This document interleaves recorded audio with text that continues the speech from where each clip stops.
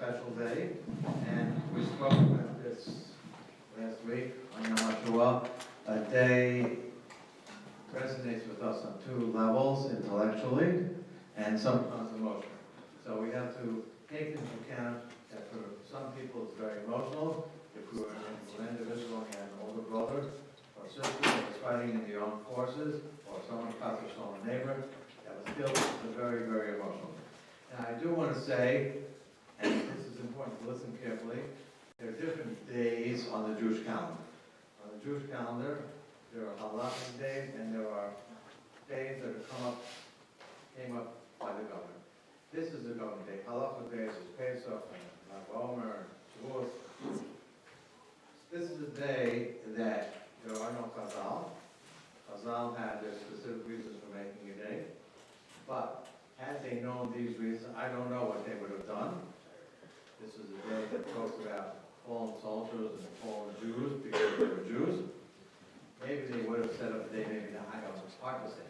But nonetheless, it's not in any way to disparage the importance of this day. Disparage means to be little. It may have a different day, but nonetheless, it is a day that is commemorated all throughout Jewish communities of life. And it is on the Rambam calendar, on a calendar you pick up, and you can Google Yom HaZikaron. So maybe it's not on the calendar you have all the front and the back, but it is on the Jewish calendar, and it is important. It is important for us as Jews to be part of the Jewish community, so that's important. The other thing I want to talk about is the idea of Yom HaZikaron. Yom HaZikaron is basically a community Yizkor Day. It's a community of people during the Holocaust.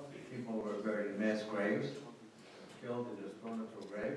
There are Jews that don't know specifically the date when someone was killed, if there was a war, exactly what day.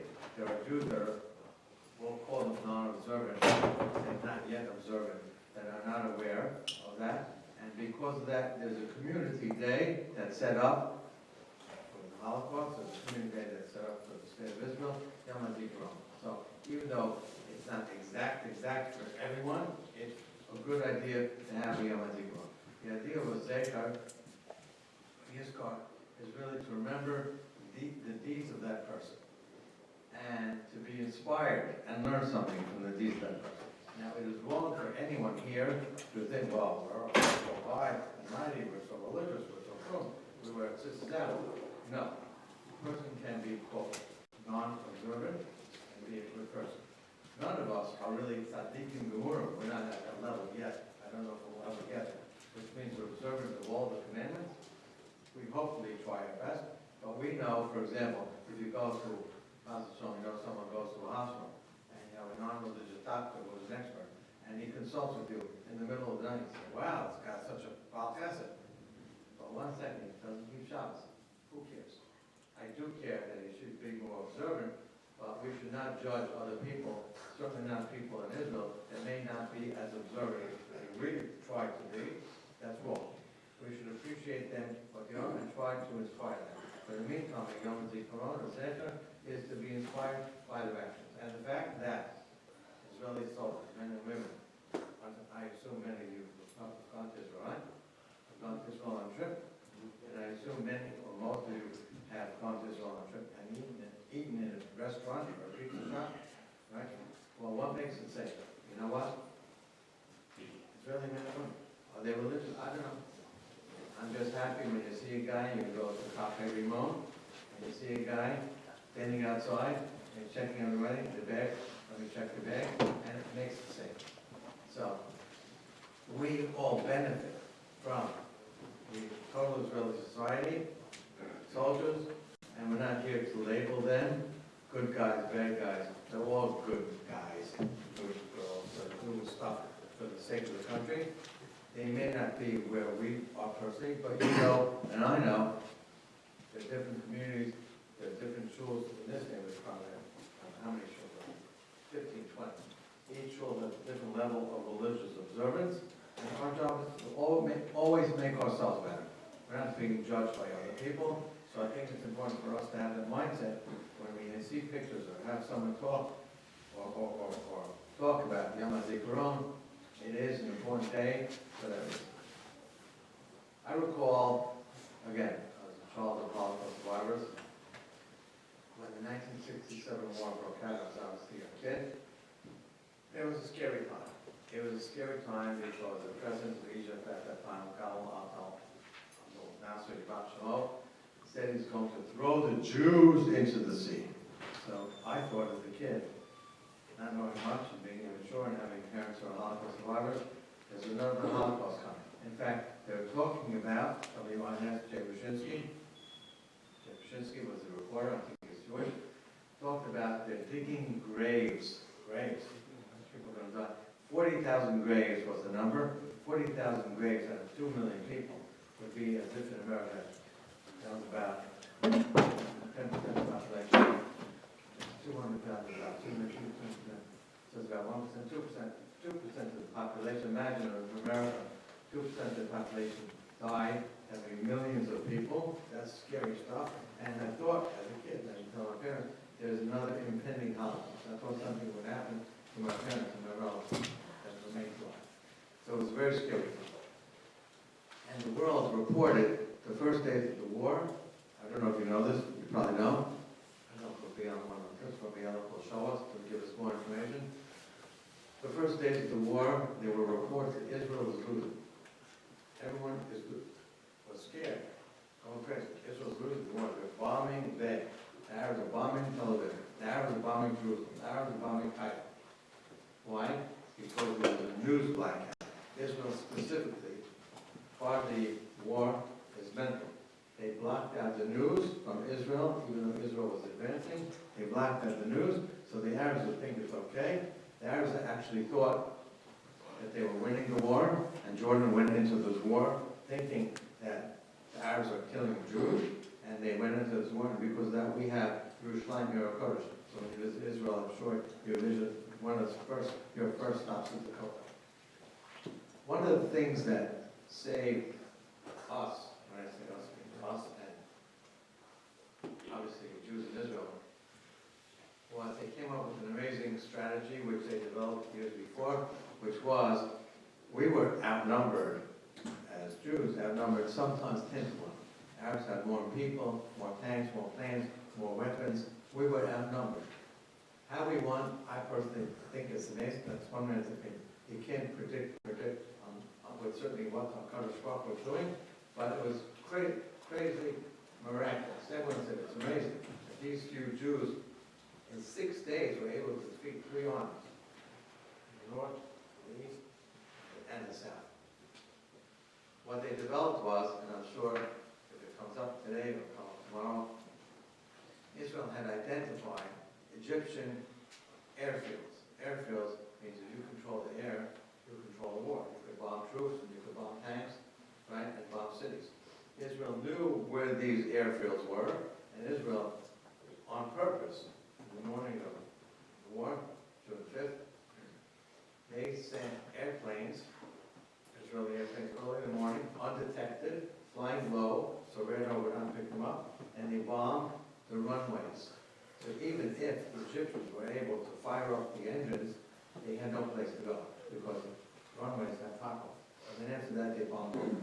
After that, one move, which was brilliant, which was Jewish thinking, we were able successfully to win the war. So that's what happened. But there were many, many people, and includes also victims of terror, I believe, 23,000, thousands of Jews like yourselves that gave their lives, men and women, religious, not religious, because the Arabs are attacking us. Remember, this is very personal. It's wrong for us to think it's not our problem, it's a Middle East problem. No, it's our. That's what the New York Times says, that's what the Wall Street Journal says, that's what various papers say. It is our problem. So an anti-Semite is an anti-Semite. It's the same kind of person that wants to kill us there, and they were unfortunately successful. And today is the day to commemorate that and recognize the losses and hopefully return losses.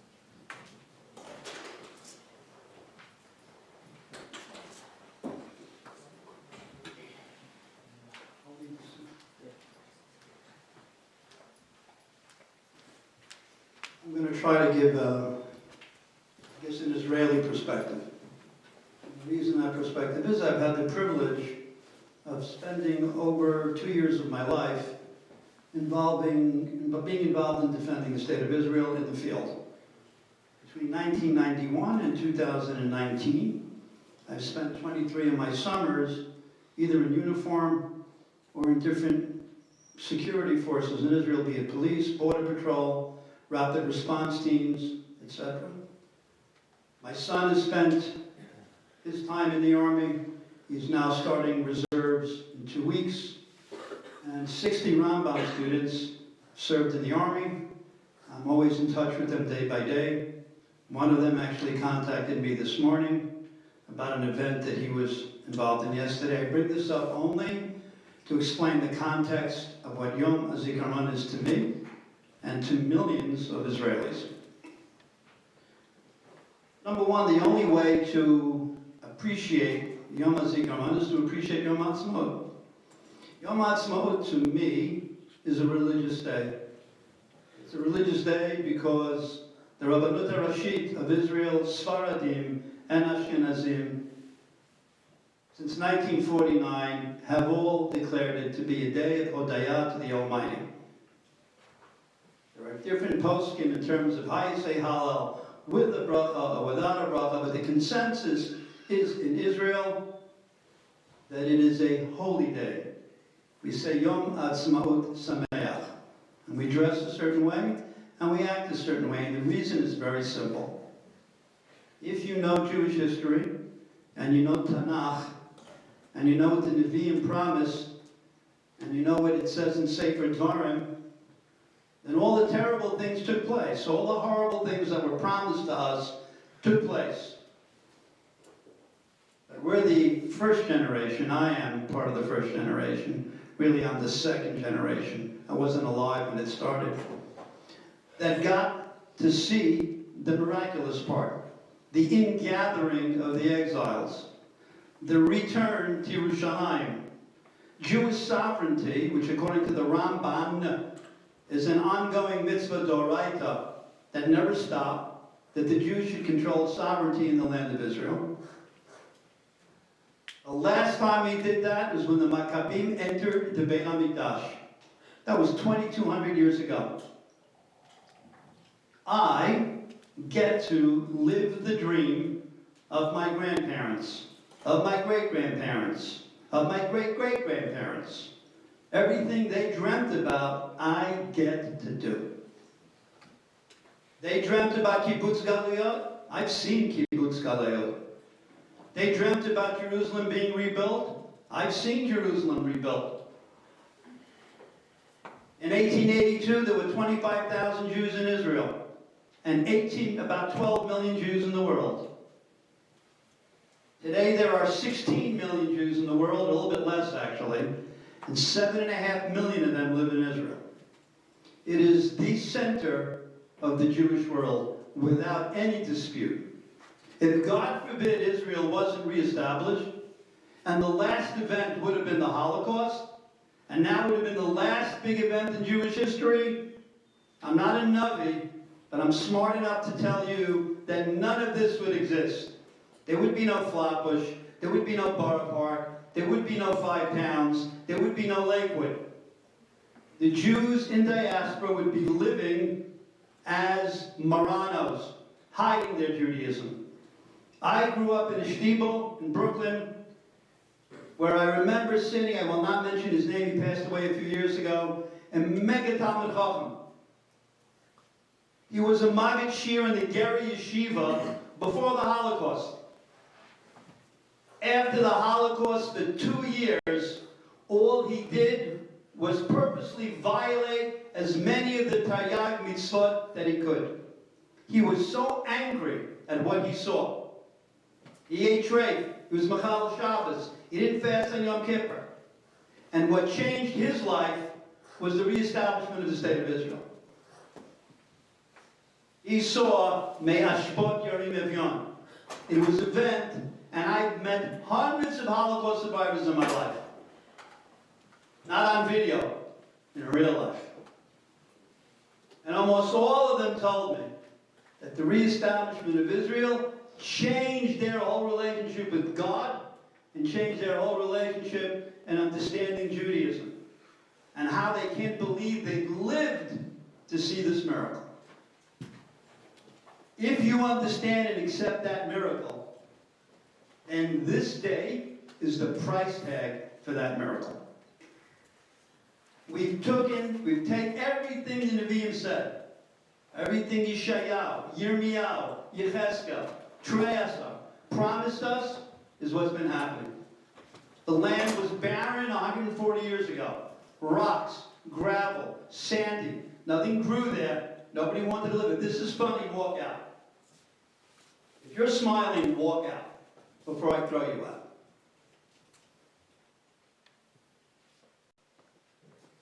You go to Israel today, it is one of the most beautiful, aesthetically speaking, countries on earth.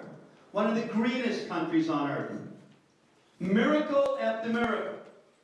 Tens of thousands of people got sick and got malaria in the 1920s and 30s to dry up all sorts of swamps in the country so they could become fields and forests that we could enjoy today. Israel is ranked number 4 in happiness in the world, and number 7, 8, or 9, depending on which scale you use, of military, political, social, economic, technological power. That is a nest. It is a miracle. The last time we were like this, the person running Israel, his name was David HaMelech.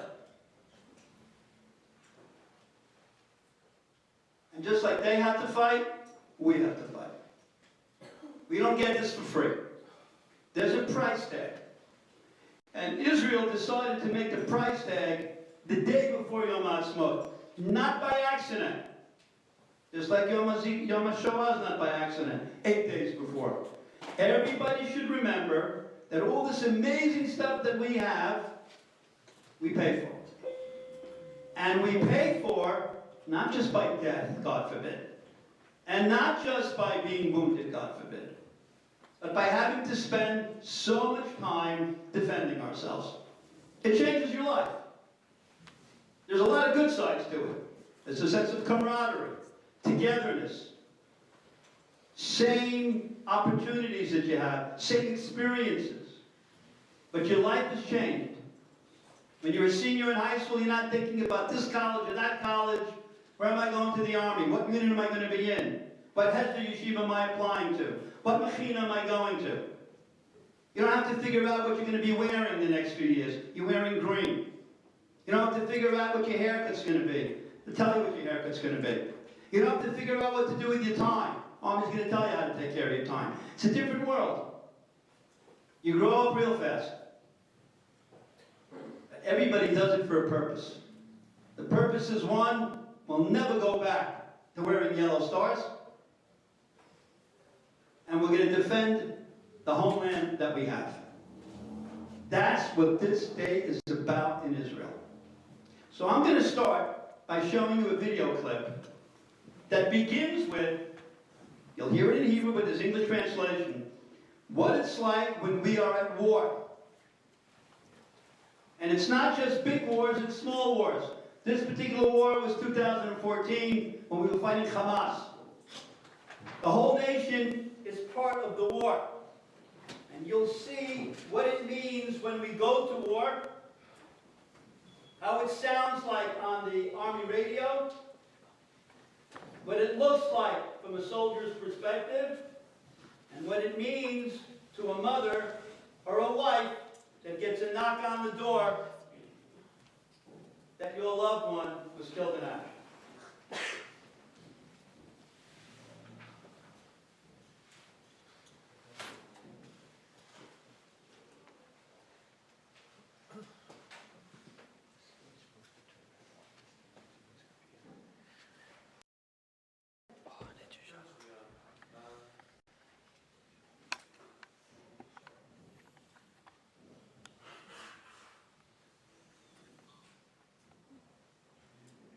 Please turn off the lights.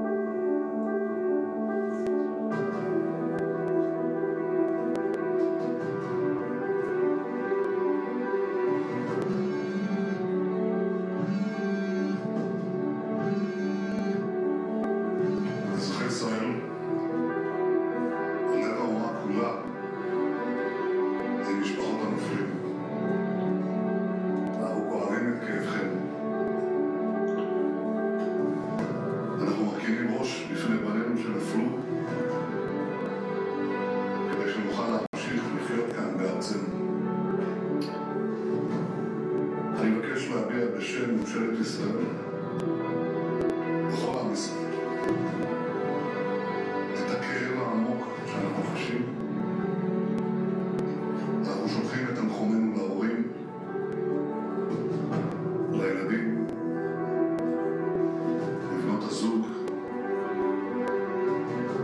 ולמשפחות של חיילי צה"ל שנפלו בקרב על הגנת מדינת ישראל. אני מבקש לומר לכם שאין מלחמה צודקת מזאת שבניכם, בנינו, נפלו בה בגבורה.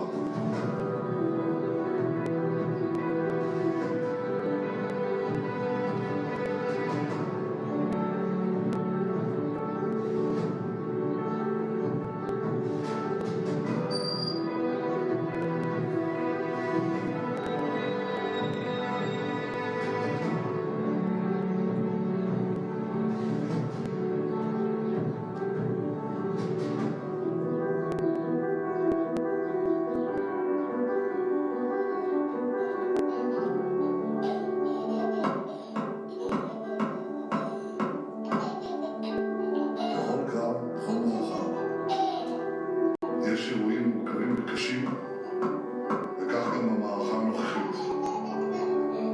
אבל יחד עם זאת, הפעולה הצבאית מתקדמת כמתוכנן, והיא תתרחב ככל שידרש, עד שהשקט ישוב לאזרחי ישראל.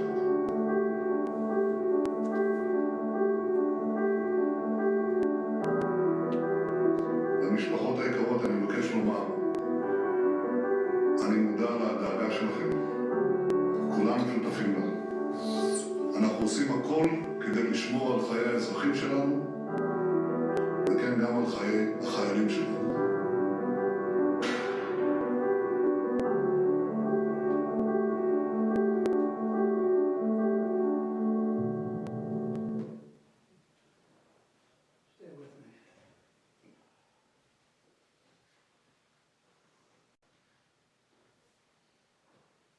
Leave the lights off. The largest military cemetery in Israel is Har Herzl. Unfortunately, we have many, but this is the largest. The first time I went to Har Herzl was a very difficult and horrible time. I went to a funeral of a 21-year-old and I was 18. It's the first time I went to funerals where the father says Kaddish for the son. I've never been to anything like that. I've been to funerals, but it's the young saying Kaddish for the old. It's the first time I went to a funeral where the old say Kaddish for the young. And there is no more horrible thing to see or to witness. I was traumatized by it. Spent a few hours walking around afterwards with a friend, reading all the tombstones. Everybody was around my age, 19, 20, 21. Then I got older, and I kept going back to Har Herzl. And it got worse. Because as I got older, I looked at the tombstones, and it was no longer there for the grace of God go I, which is always scary. Started to look at the tombstones because I was a father. And I started to look and say, that's somebody's kid, somebody's child. And it just overwhelmed me to see parents having to bury their children. And that's why it's very hard for me to go to Har Herzl. I forced myself. I have friends buried there. There are famous people I know. But it's a horrible place. And today, Har Herzl is full. Every funeral, every tombstone, whether it's somebody who died in 1948, who died last week, the families are there. I'm going to show you a 4-minute clip of what it means to go to Har Herzl.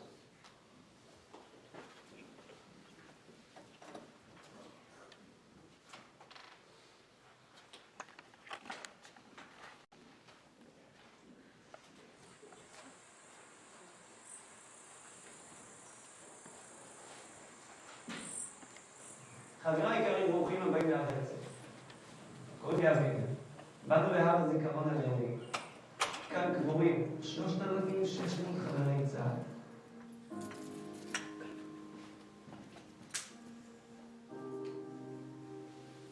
First time I came here to Mount Herzl was when I was 19-year-old. I found the grave. It said Aviv, my first name, and it says 19-year-old. I was 19. And the next day, going out to the field and try to exercise and other things, I was always thinking, might I be the next one? And it was very hard, dealing with this understanding. בראש ובראשונה, קודם כל, אני רוצה לומר לכל אחד מכם, תודה. תודה כי יש לי שני ילדים שהלכו הבוקר לגן, הם לא פוחדים ללכת לגן, למרות מה שקורה במצרים, בסוריה, בלבנון, בירדן, בכל העולם, כי לבשתם מדים הבוקר. רציתי להגיד לך תודה רבה, שאתם מגנים על 1,900,000 ילדים ו8.5 מיליון אזרחים כל בוקר מחדש. I have 3 friends buried here in Mount Herzl. I wasn't at their funerals. Couldn't be there. It's too hard, too hard. At least in Judaism we have a funeral and then 30 days later you lay the headstone. To those ceremonies I went. Those I went. After I left the army I couldn't just live my life like everything's okay. And I started coming here once a month voluntarily to speak about my friends. חייל לרוב חושב על התפקיד שלו, והוא שוכח את המטרה, את המשמעות. אני לובש מדים בשביל להגן על ארץ ישראל, על תושבי ישראל, על יהודים בכל העולם ועל הערכים הגבוהים ביותר שיש. כי חבריי יקרים, החייל הטוב ביותר יחזיק מעמד אך ורק אם הוא מבין למה הוא פה. Most people in Israel learn why they're here because of a negative identity. Meaning, they learn about the Shoah, they learn about the Holocaust. The hard part of identity is a positive identity. Meaning, instead of defining who I'm not, defining who I am, which is much harder. החברים שקבורים פה, ולאנשים האלה, אני מתחייב עבורכם להמשיך לבנות את מה שלא סיימת. להמשיך להקים מדינה כמו שרציתם, להגשים את החלום שלכם. אתה לא רק מגן על אזרחי ישראל, אלא חברים, אנחנו באמת גם ממשיכים את דרכם של שהקריבו את הכל למעננו. על פי המסורת היהודית שיוצאים בית קברות, נוטלים ידיים. לא מנגבים, לא מברכים. אתם יודעים למה? כי מים ייצג חיים. חבריי, צאו עם מים על הידיים מבית הקברות. צאו מבית הקברות, תסתכלו על פרחים, על מים, ביוב, חשמל. תראו ילדים שמחים, חברים, אתם בשבילם פה, גם הם בשבילם פה. ואנחנו הולכים להקים פה מדינה הכי טובה שאפשר.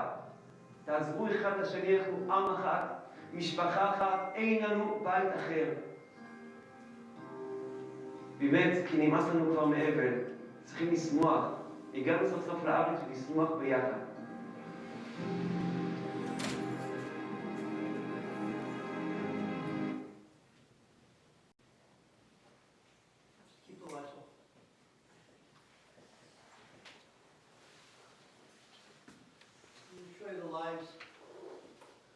Soldiers out of the thousands who died that hopefully you can relate to.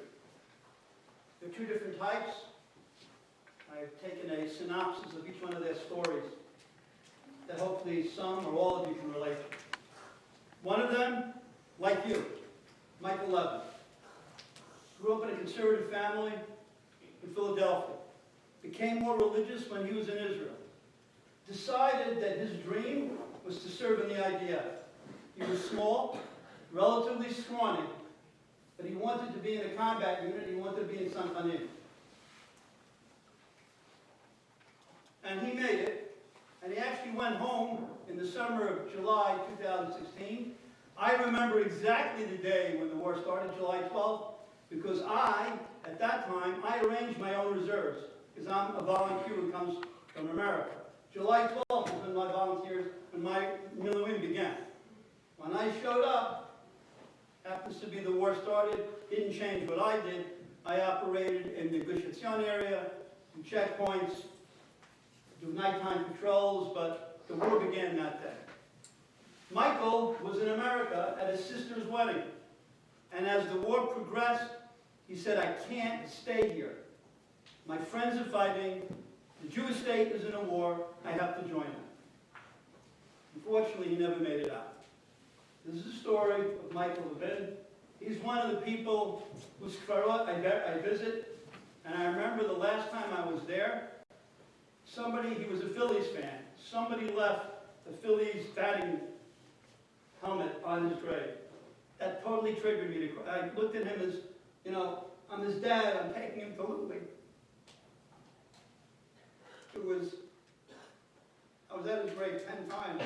When I saw that helmet, it killed me.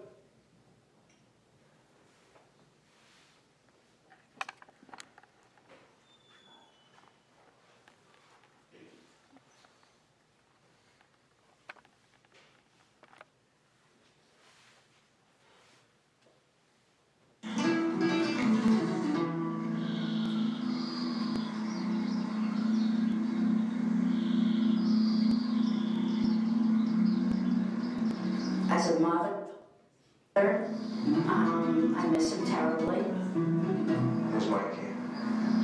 That was the worst day of my life.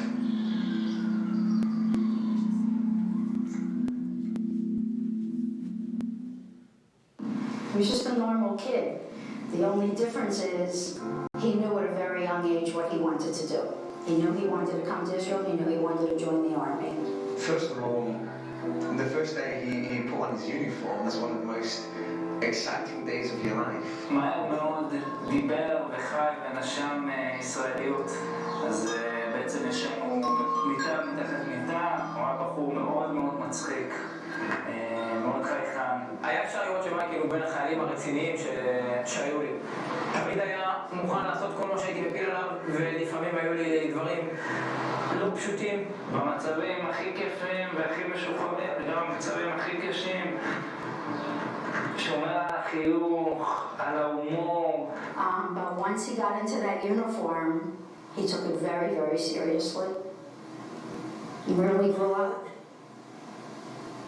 שלום לכם, יום של מלחמה בגבול הצפון, השעה 9 בבוקר, בלב הפרשה כרגע, שני חטופים ישראלים, שני חיילים שנחטפו ללבנון, יוסי מזרח. He was home when the war broke out in Lebanon, and he called back to Israel every day. He was very worried, and finally he said, I'm have to go back to my unit. כבר היינו בתוך לבנון, נלחמנו בגזרת בינג'בל, מייקל חזר מהארץ, וזה היה לו ברור שהוא חוזר בשביל להיכנס. הדבר הראשון שהוא אומר לי, אני איתכם, אני עכשיו נכנס, אין מצב שאני נשאר בחוץ עוד פעם. I personally was one of the last people he spoke to. He said to me, Shuri, I'm going in. I said, listen, I just want you to know that I love you. If anything happens, you know it. If not, well, I'll see you when I come out. I said, no, don't worry about it. I'll see you in a couple of days. He called us on Sunday, and he said, I can't talk to you anymore. Do you understand what I'm telling you? And I just didn't think anything would happen to him. בגדול המשימה הייתה לטהר את העיירה. אנחנו בעצם נכנסנו בידיעה שאנחנו הולכים להתקן עם אויב. אחרי כמה דקות אני שומע בקשר שגם המ"פ וגם הסמ"ך נפצעו.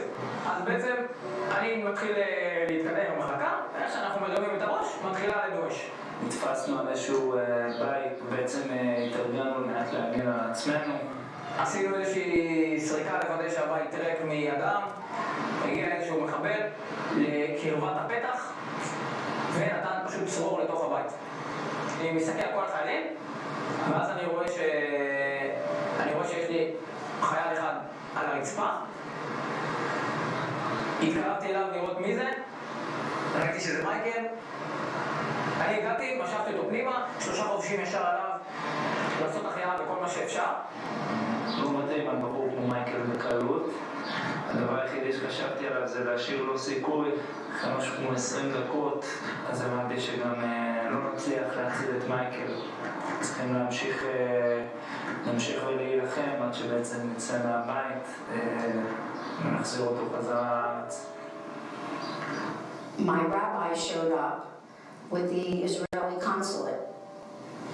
And he took me into my boss's office and shut the door, and they told me. And I was the first to find out.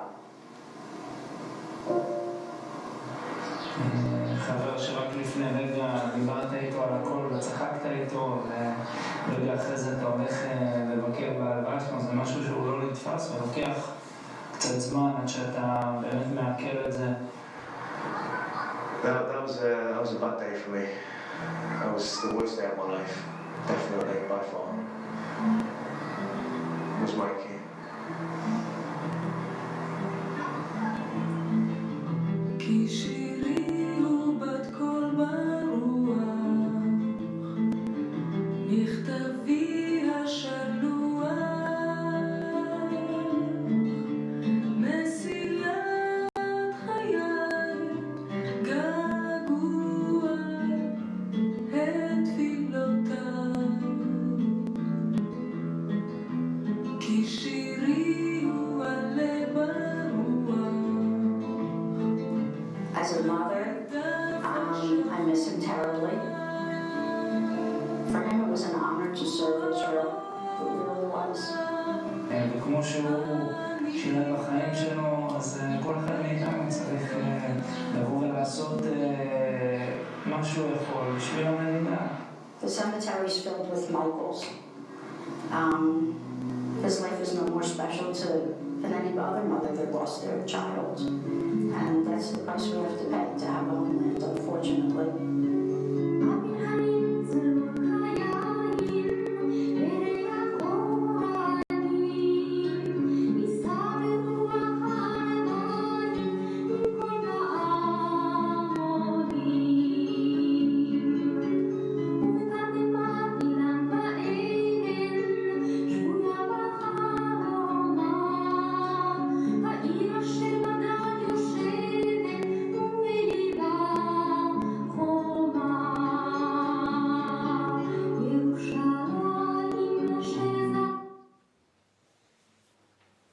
The next story, a very different story.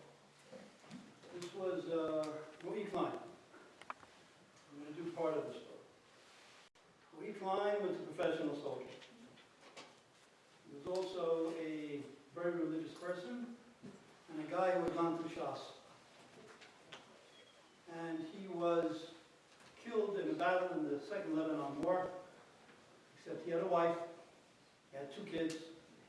He was older, and he was more connected to the yeshiva. He had gone to Eli, even though when he was serving, he was still learning at Chavuta, learning, coming back from the army. And he actually did something that you read about in Agadot. The grenade was thrown into the room they were in. He jumped on the grenade and said Kriyat Shema. Mamash. I had the schut of being invited. I went to his 1-year anniversary, his yahrzeit. His only family and friends. One of his friends, one of his commanders actually was a close friend of mine, passed away. He invited me to be there. I did not feel I belonged, but I was so honored to be in the presence of all these people. This is a story, what we found.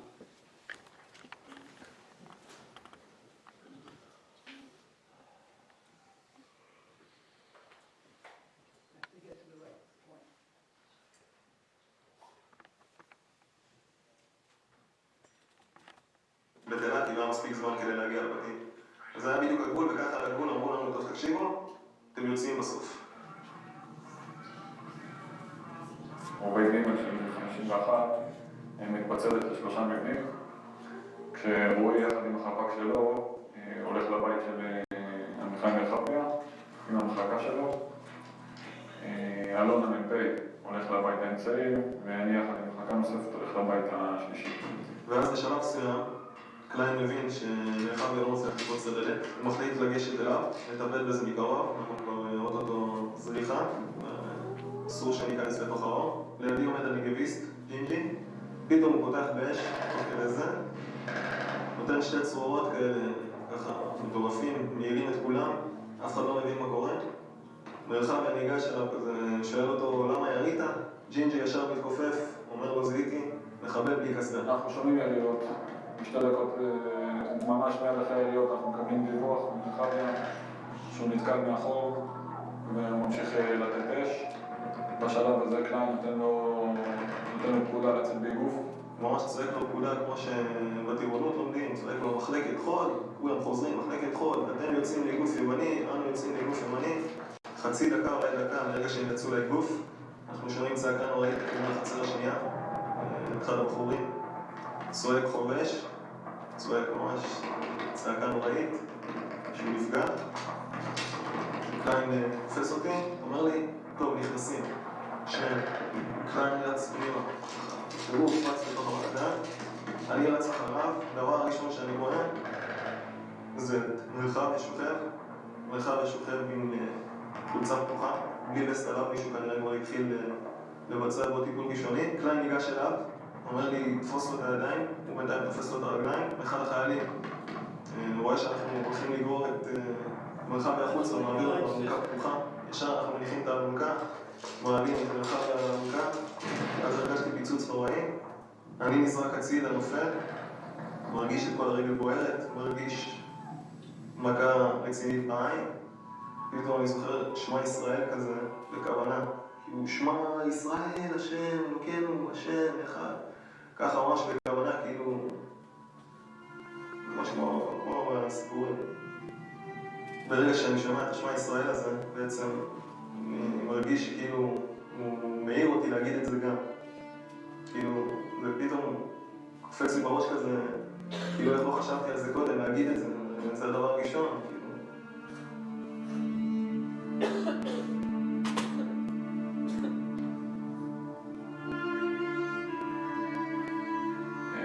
קצת אחרי שקליין נפגע, אני נכנס יחד עם החפ"ק של אלון ועם עוד כוח נוסף לתוך נקודת ההתקלות.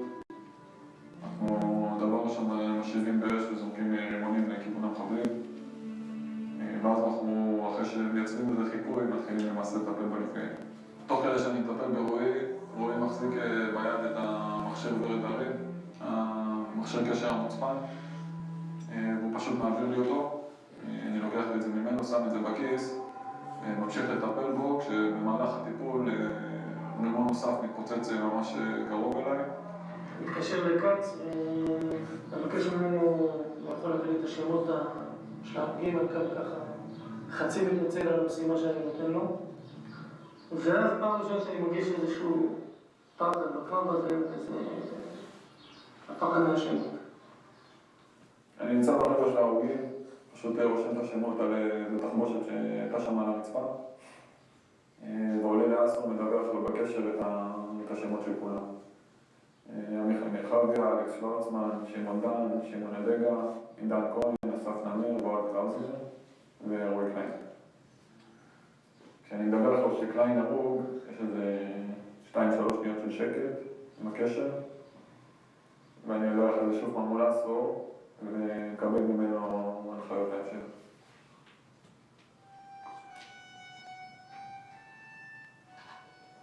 בסוף המלחמה אני חוזר הביתה, ואז קצת נופלים הסימונים של מה היה במלחמה הזאת. באמצע המלחמה זה לא זמן טוב לפקוד, לא מומלץ. שמע ישראל, אדוני אלוהינו, אדוני אחד. כשאנחנו חוזר לצבא, הרבה פעמים רציתי להגיד לו, שמור על עצמך. והרגשתי שזה לא שייך. התביישתי להגיד לו. כי ידעתי שהוא יגיד לי מה לשמור על עצמי. אני הולך לצבא, הרבה פעמים אומרת לו, תשמור על אחרים, תשמרו אחד על השני. דברים כאלה. גם בפעם האחרונה שהוא יצא.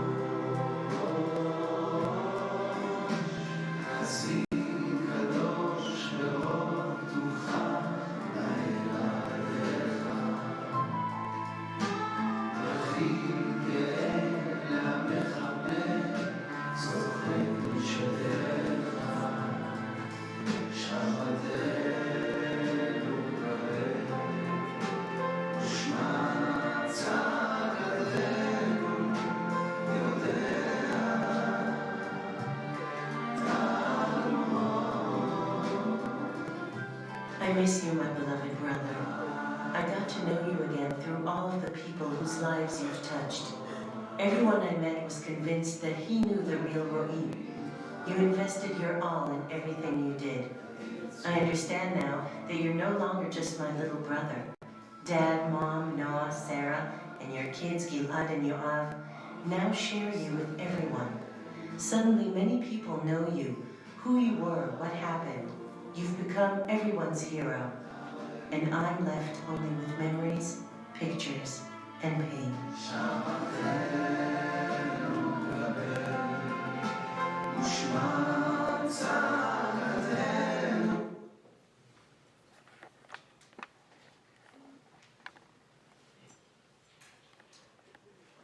There's a woman, Miriam Peretz.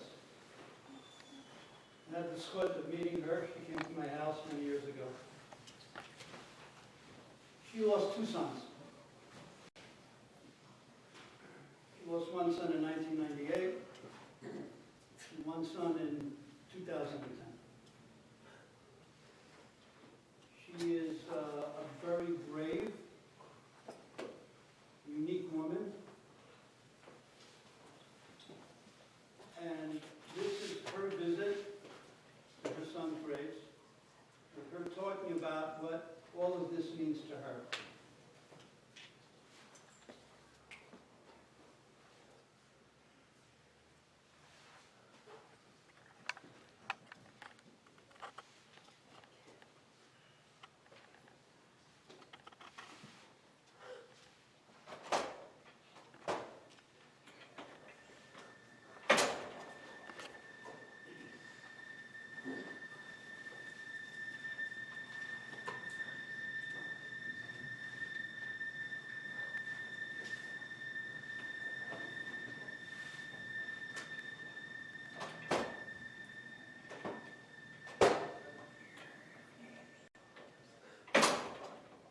Uriel, Miriam Peretz's firstborn, a Golani brigade officer, was killed in Lebanon 14 years ago on a combat mission. Yet, Miriam and Eliezer, Uriel's parents, signed a special permit allowing his three brothers, Eliraz, Avichai, and Eliasaph, to serve in Golani in the same frontline brigade. 2 years ago, Eliraz, Miriam's second son, was killed in Gaza. Miriam Peretz's story is the story of the state of Israel. יש לי היום בחיים שני בתים. יש לי את הבית הזה שבו נולדו, אבל יש לי עוד בית. בית חדש. זה הבית בהר הרצל. שם קבורים שני הילדים שלי. אין בנו להם שם בית אחר. לא הבית הפיזי הזה. זה בית יותר קר. כשיורד גשם שם, אני חושבת אולי קר להם. כי כאן אני ידעתי לחמם אותם.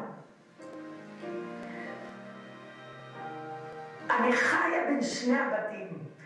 בין הבית הזה של הזיכרונות, לבין הבית הזה של האדמה הזאת שלקחה אותם. ואני לפעמים שואלת, את יודעת מה יש בקרבך? את יודעת מה קיבלת? את יודעת האדמה הזאת, איזה ילדים יש שם?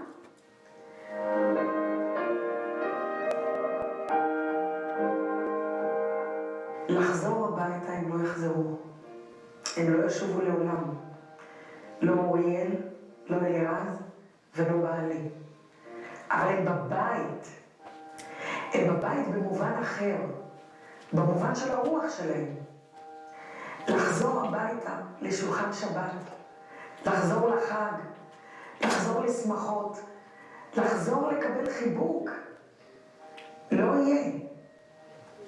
תמיד שאלו אותי, איך ייראה המפגש שלך עם הילדים כשתפגשי אותם?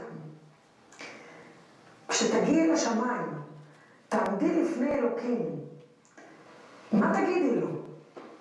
שתחזרו הביתה? אז אני אומרת לך לא. אני לא אדבר איתו. אני רוצה לשמוע מילה אחת ולמות. מילה. אני רוצה לשמוע אותם צועקים לי, אמא! אמא!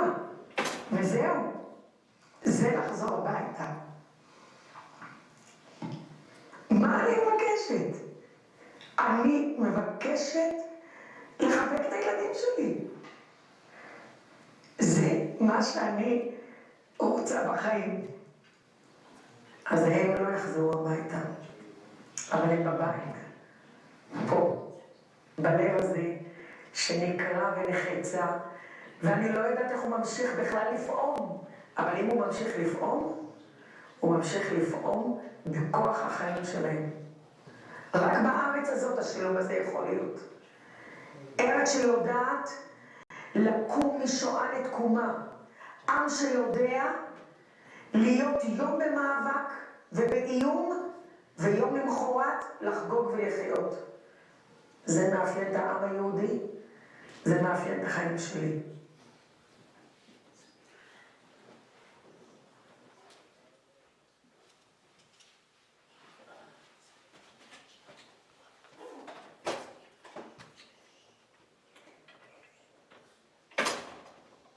אני רוצה לומר לכל היהודים, לא רק באוסטרליה, בכל העולם, בכל אשר הם, אנחנו עם אחד.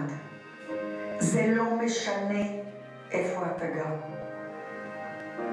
העם הזה נתון במאבק מתמיד מיום שהוא קם. זה המאבק על החירות שלנו, על הקיום שלנו. זה מאבק על הארץ הזאת. המאבק הזה לא תם. מדינת ישראל היא לא עוד מדינה. מדינת ישראל היא הבית שלי, היא הבית שלכם, היא הבית של כל הדורות שיבואו. והם יצאו בשליחותה של אומה. כשהם נשאו תרמיל על שכמם בקרב, בתרמיל הזה הייתם אתם בו.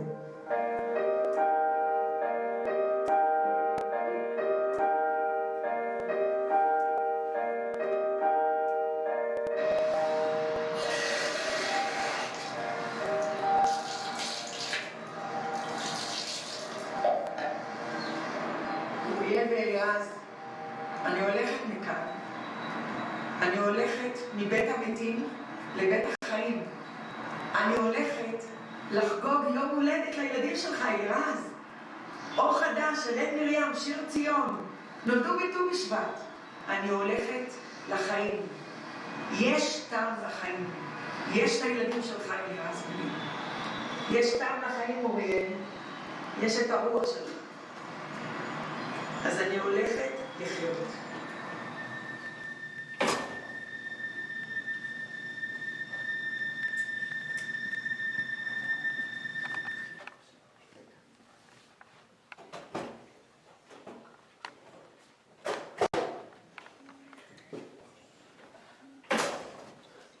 One 3-minute video I'm going to close it with, and we'll ask you to stand up and I'm going to say this one.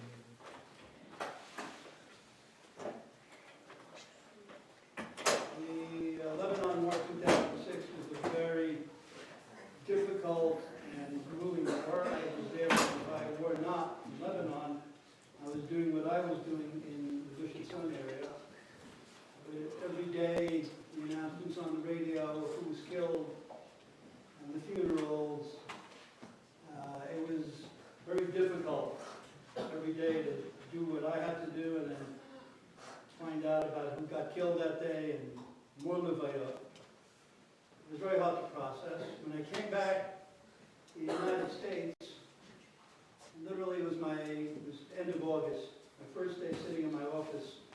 Rambam, and somebody sent me this video from Israel, a close friend, which allowed me to, I guess, feel my emotions about what I had just witnessed and encountered, and this captures the pain of Yom HaZikaron. I know when I sat in my office, though it's a 3-minute, 40-second video, I think I sat there for an hour, I couldn't stop crying.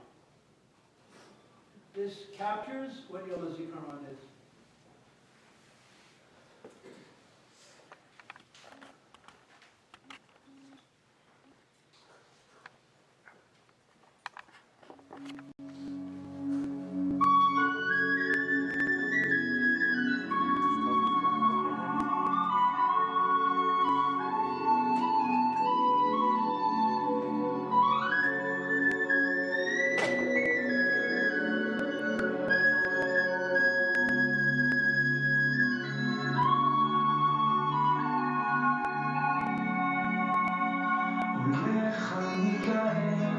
לשאול ההווה, כילד ההולך לו לאיבוד, כפות ידיים מושטות, מבקשות את העזרה, להמשיך איתך את המסע. ובצדדים הפחים כאילו איבדו את זהותם, מחפשים עוד קרן אור שתעזור, עוד לגימה קטנה של מים ממעייני החוכמה, תביא להם את התקווה. הרים ראשי, אשא עיניי אל ההרים במרחקים, וקולי היא שומעת כתפילה, כתפילת האדם, וליבי נקרע, מאין יבוא עזרי. עובר אני כעת בנופים חדשים, הצעדים הם נעשים כה איטיים, מה יש שם שאין פה? שאל אותי עובר, מה בלב אתה שומר? קשיש העיר שעל גבו מונח כל עברו, מביט סביב ומחפש את עולמו, כשההווה כל כך קשה לא אומר דבר, אבל ראשי אל המחר.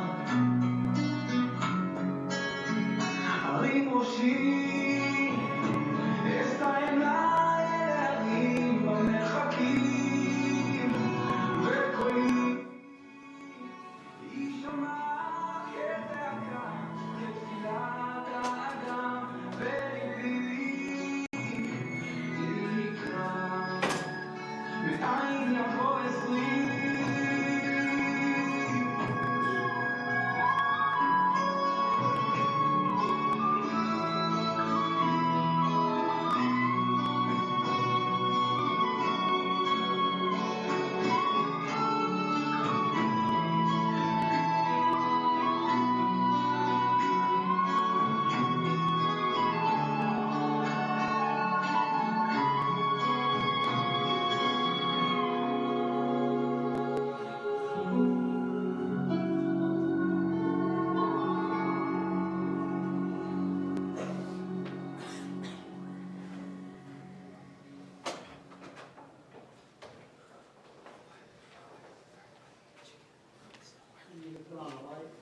בוקר טוב ישראל, אני מבקש בערב You can all stand up.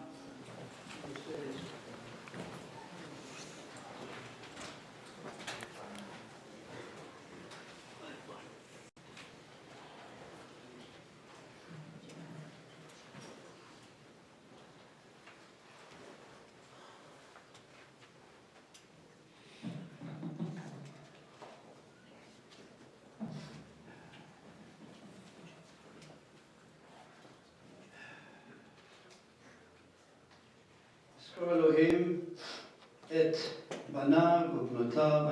הגיבורים והאמיצים, חיילי צבא הגנה לישראל וכל לוחמי המחתרות, החטיבות, הלוחמים במערכות העם, כל אנשי קהילות המודיעין, הביטחון ואנשי המשטרה שחרפו נפשם במלחמת התקומה על ישראל, ולכל אלו שנרצחו בארץ ומחוצה בידי המרצחים מארגוני הטרור.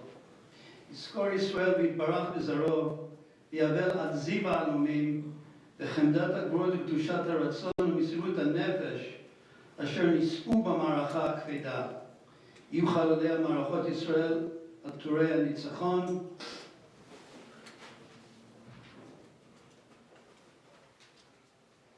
נזכרים בליבנו לתמיד.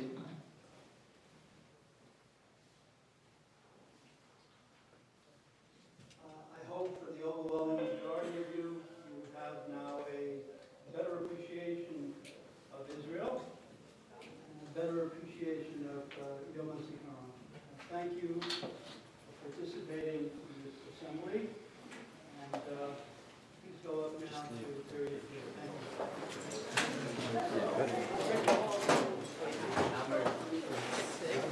Shit on it. Yeah, you do. Here, take it.